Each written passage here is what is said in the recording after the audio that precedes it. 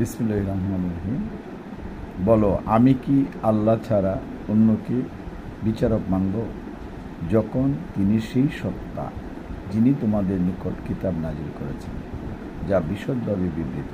আমি যাদেরকে পূর্বে কিতাব দিয়েছিলাম তারা জানে যে তা সত্যতা সহকারে প্রত্যেক তোমাদের প্রতিপালকের নিকট হইতে অবতীর্ণ হয়েছে। কাজেই কিছুদিন তুমি সন্দেহ পোষণকারীদের মধ্যে সামিল হবে না।